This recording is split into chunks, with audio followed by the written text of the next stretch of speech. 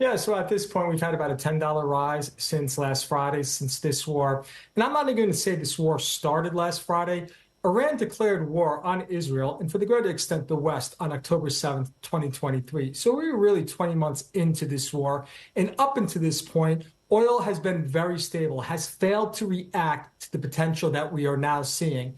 Now we are a few days into this, almost 1 week, and oil prices have jumped about $10 a barrel, but still are at a very reasonable level. That is to say, a level that producers can make money and a level that consumers can handle. So at this point, we're kind of stabilizing right now. I think we're waiting for the next headline to come out. And really, I think that anyone who's trying to sell this or does not think oil could go higher, I really think they're trading on hope, but not reality, because we are now facing the biggest threat to the oil markets since Iraq invaded Kuwait in 1990, and perhaps even greater than 1974 Arab oil embargo. So this is a tremendous risk. We've been down this road very few times in the past, and there's still a substantial chance, if situation between Iran and Israel deteriorates even further, that we could see a significant rise in oil prices.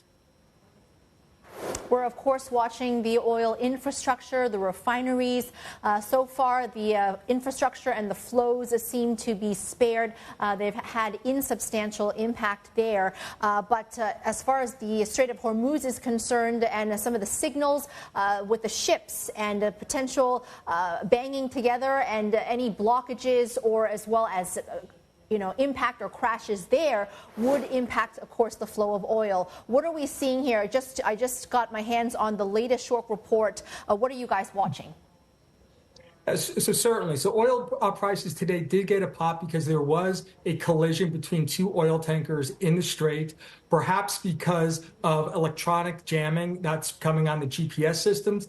They've been tracking, perhaps this jamming has been coming from Iran. So this is potentially a sign of a soft blockade of the Strait. But let's be clear, I think a full-out blockade of the Strait is the chances of very limited. It is mutually destructive for Iran, for this current regime, and any sort of blockade would certainly alienate Iran from its OPEC allies, i.e. the Arab exporting nations. So there, foremost, I think it is very likely, I think it's just rhetoric now. I think today or yesterday that what happened in the Strait was an accident, but a full-out blockade, I do believe, is only brinkmanship, and we will not get there because, once again, it would hurt Iran as much, if not more, with their trading partners than it would for other countries that receive this oil.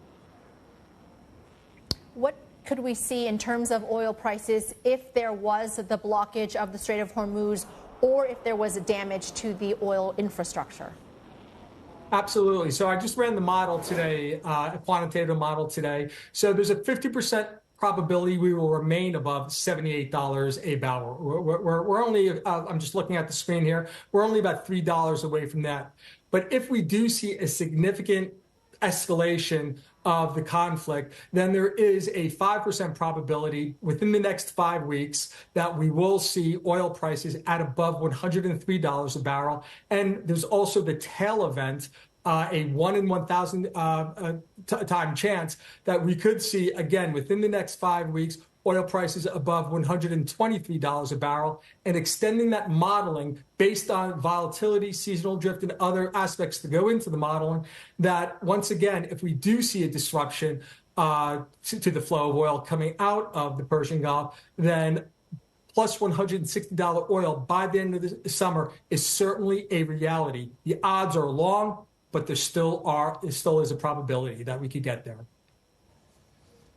Of course, there's a lot of dynamics in this latest Middle East conflict between Israel and Iran. We're watching President Trump as he has called for Iran's unconditional surrender. We do know that President Trump prefers lower oil prices as well as lower inflation. What are you projecting or guessing as far as U.S. involvement? What would that look like? What do you think President Trump is going to do? Yeah, good question. I don't even know if President Trump knows what he's going to do at this point. So we just have to go and try and apply a little logic to here. We're not going to get any sort of de-escalation. We are not going to get any sort of compromise here until Israel is confident they have taken out Iran's nuclear capabilities. Iran has spent the past 30 years of their rhetoric of wiping Israel off the map. They're close, according to UN reports, of acquiring the means of a nuclear weapon to make that happen. So Israel is not going to go away until they are sure that they can walk away. So what does this mean? Well, there's one last nuclear facility that's 300 feet planted under the ground in an enrichment site that Israel does not have the capability, as great as their capability that they've expressed, they cannot have, i.e. the bunker buster bomb, something that has to be delivered by B-2. Israel does not have the platform to deliver this ordinance. So I do believe there's better than a 50% probability that we will see U.S. involvement at this point,